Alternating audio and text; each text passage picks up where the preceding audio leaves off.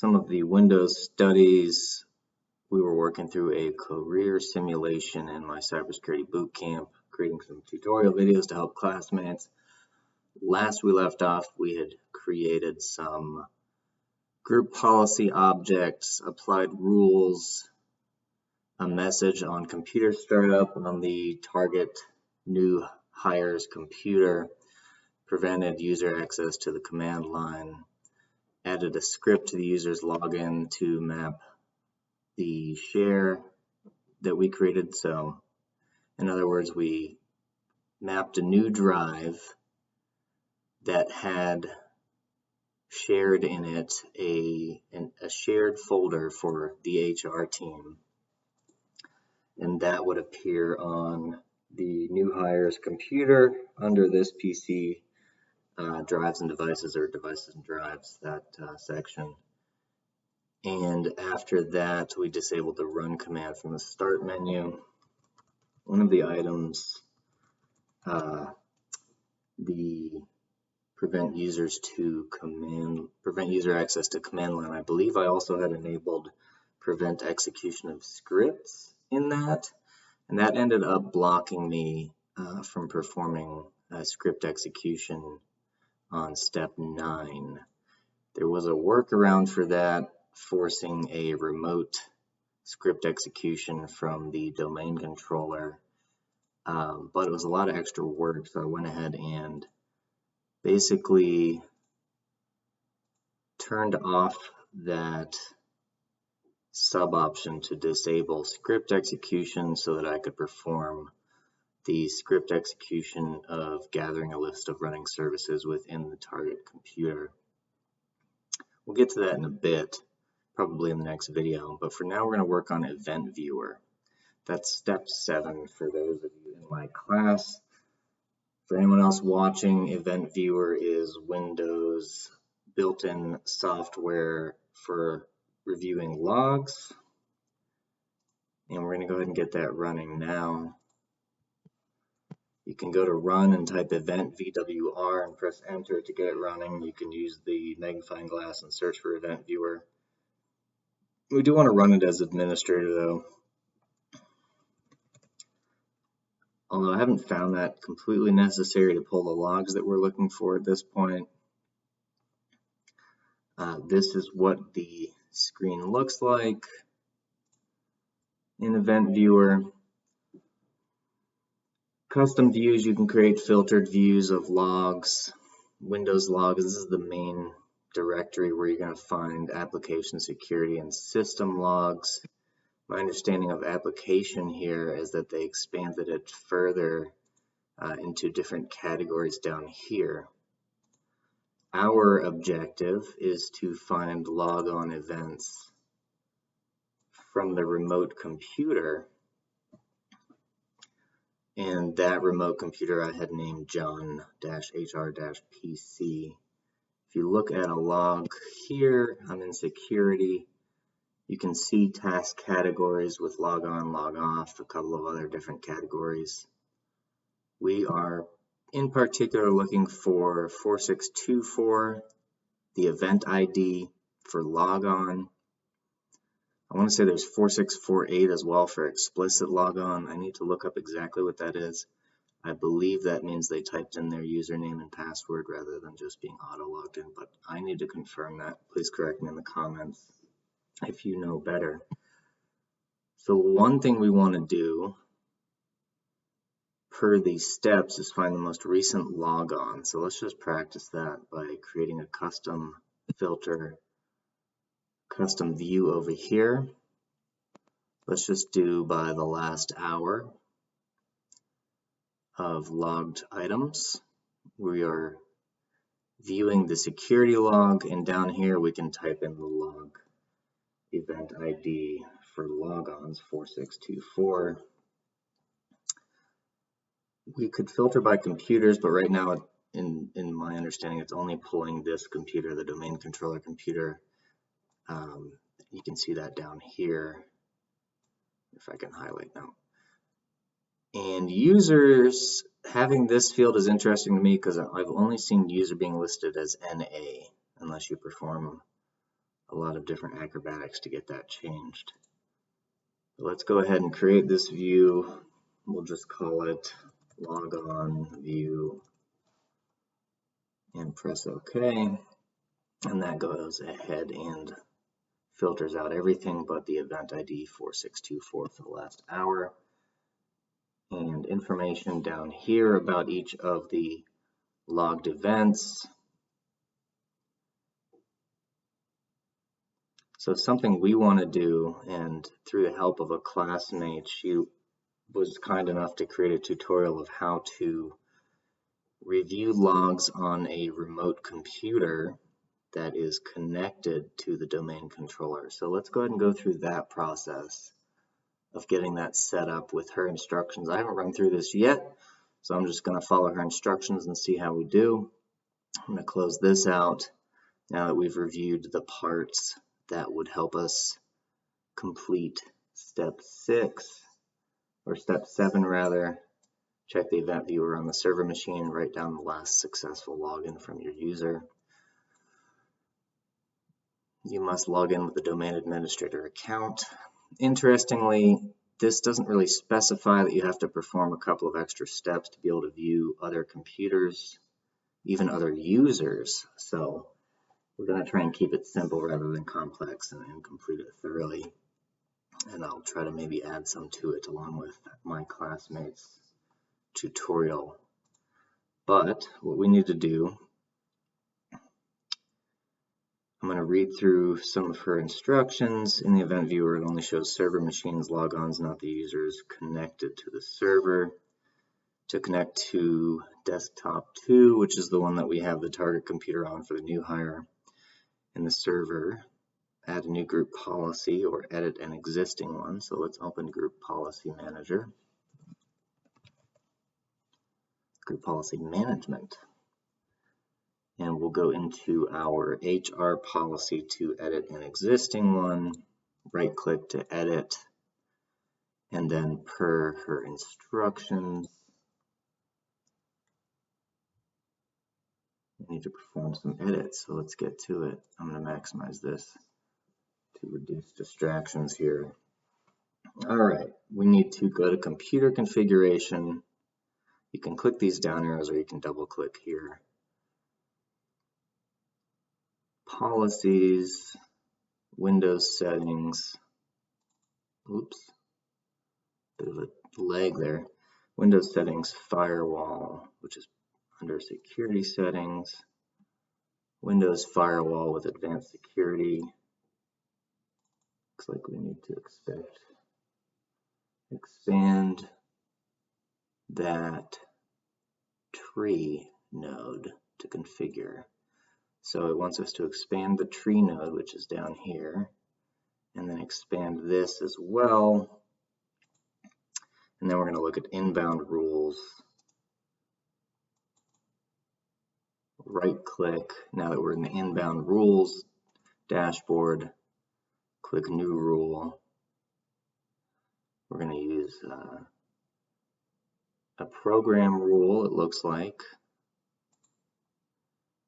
And next we are going to select all programs, which that's something we want to be mindful of if we're creating a rule. In an actual business situation, we probably don't want to perform some sort of wild card, select all, everyone or every program has permissions. We'd probably want to very specifically choose or select the program in order to stick with the principle of least privilege. In this situation though, after that disclaimer, we'll go ahead and do this anyway. All programs allow the connection and leave all 3 selected per her instructions. Domain, private, public. Applies when a computer is connected to its corporate domain. That might just be the one we would need, but applies when a computer is connected to a private network location, and applies when a computer is connected to a public network location. Name it whatever we want. We are setting up remote log viewing, remote log, remote event viewer.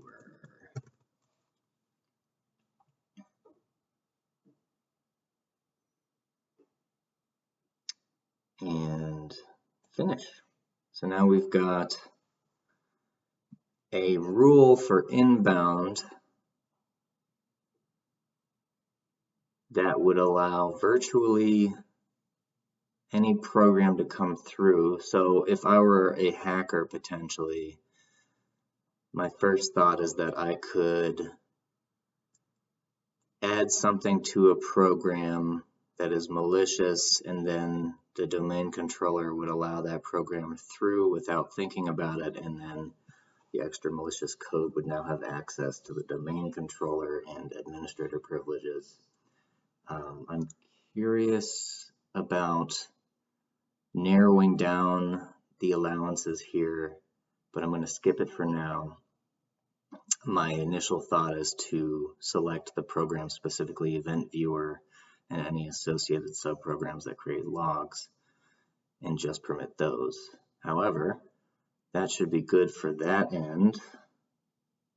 Now we need to jump over to desktop 2 per her instructions.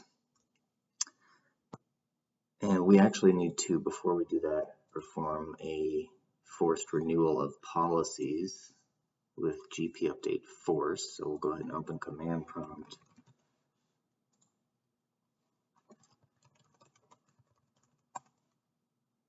In my experience, I haven't needed to elevate privileges on this or run as administrator.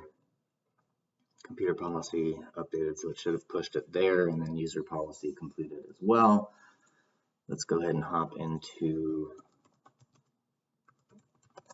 our target computer, John HRPC.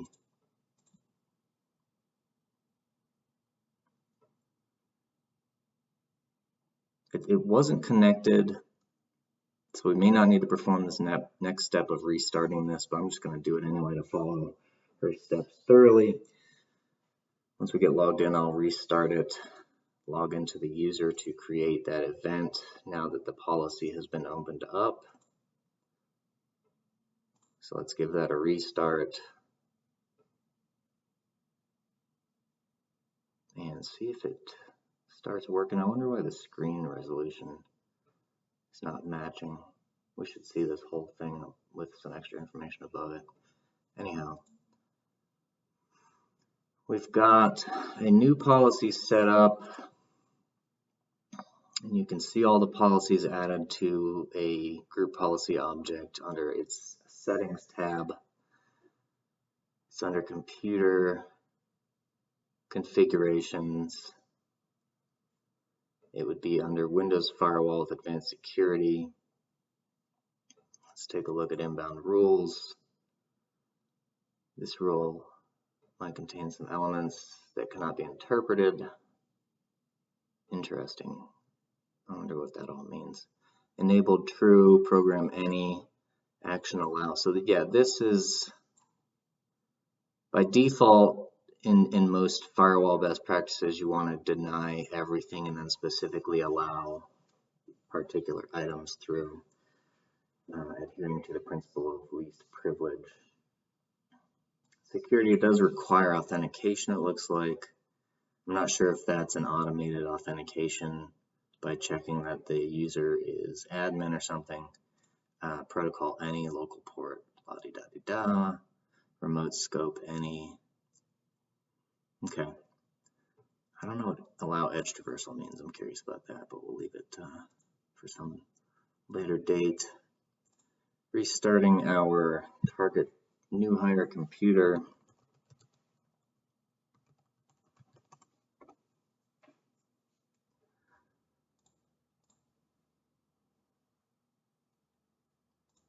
And let's hop back into Event Viewer. So let's get to the next portion. Actually, we want to do, I'm going to log out and log back in as John Doe, our new hire. SStack, sign out.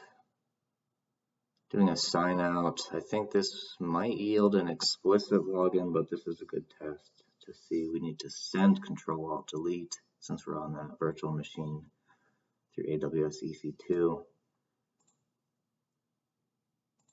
And other user, John, password, Actually, it might be John D. Let's see if, oh no, it seems happy.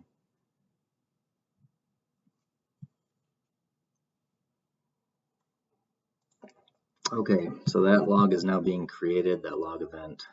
Let's go ahead and open up Event Viewer, run as administrator. See if our custom view saved. Log on view. We need to perform one other item here, Action tab, to actually view the other computer. Let's see.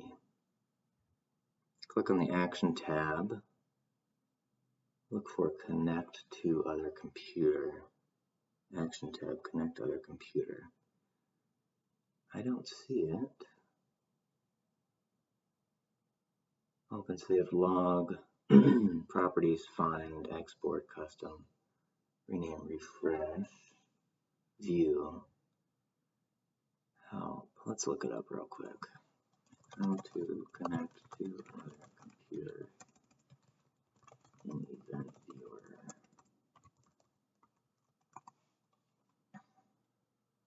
Connect to another computer. Right-click Event Viewer, select Connect to another computer. Some folks really don't like the AI popping up with their right-click Event Viewer, select another computer. So it seems like it's happening at the top level here somewhere. So if I right-click, no. To select computers in Event Viewer, click Start, Programs, Administrative Tools, Event Viewer, right-click Event Viewer, select another computer. So seems like we have to do it at the start. Event Viewer. Run as a different user, perhaps. Settings. View event logs. Interesting. Let's see. Review other instructions in full. Right-click Run as Administrator in the Action tab. Connect to another computer. Browse. Find whatever you named your desktop to. Click OK when it connects. In the pane to the left, it should show Event Viewer, johnhrpc.contoso.com, and then go ahead and click Applications and Service Logs.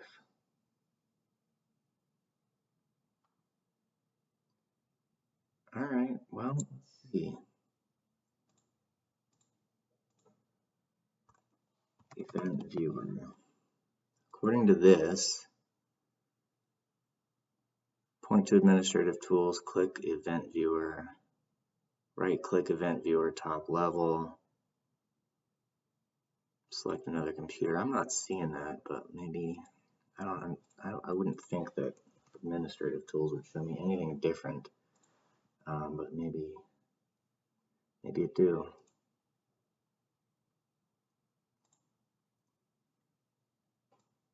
Let's get this separated here. Point to Administrative Tools, right-click Event Viewer. These might be older instructions, pre and update, but they sure don't seem to match what I'm seeing. So let's hop to Gemini, Event Viewer. I'm trying to connect to a remote computer. I can't find a connect to another computer option in Admin Tools, Event Viewer. Right click to select, nor can I find it under Actions menu within Event Viewer. So I've tried to prompt it by filtering out the items I've failed with. Let's see, open Event Viewer, press Enter, navigate to the top level. You should see Event Viewer Local.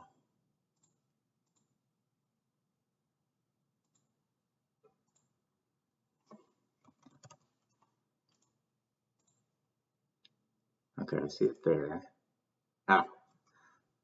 Interesting. Okay, so we need to see where it says local, which means it's just looking at our domain controller computer.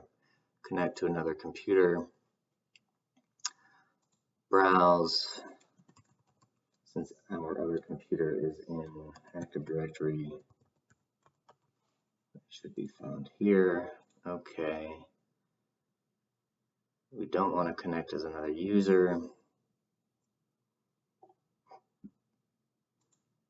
All right, now we're seeing it. Okay. Generative AI saves the day. Thanks, Gemini. So now let's see if our custom views got saved on this as well. Yep. So the views don't seem to be event viewer computer specific. They seem to apply anywhere. Now we can look at, maybe it does. That's silly. Or did I crash the computer here? There we go. Okay. So we are seeing that these events are now John HRPC. This is filtering automatically by the last hour of logons. It still does not tell us which user, which I find very frustrating. I don't know why that doesn't default to new user. But that's how we find the most recent logon, and that is step 7, is to write down the last successful login from your user. Again, how do we know which user when the system doesn't tell us unless we jump through many hoops and changing settings in order to see the user? In my opinion, it should default tell us what users are doing what. That's a pretty critical role of a login event, in my opinion. However, we can see there the most recent login that you could record. How silly is that? I'm going to try one other thing. I wonder if the explicit login might tell us more. By log, security log. Boy, what a clunker. What a clunker. Windows logs. Come on, bud. So we're in security. Now that we're in security here, we don't have to select the event log in particular. 4648, I believe, is, I'm going to do both, 4624, 4648, and press OK. EV 4624 4648. Did I get that correct? Let's check. Come on, bud. Open saved log, copy. Is there not just an exit or edit rather? There it is, 4648. Okay, I got it. Nothing, there's one. And it's interesting that it still calls it task category logon even though it's a different ID. It still does not show us the user under that. So let's look up event viewer different ID 4624 and 4648.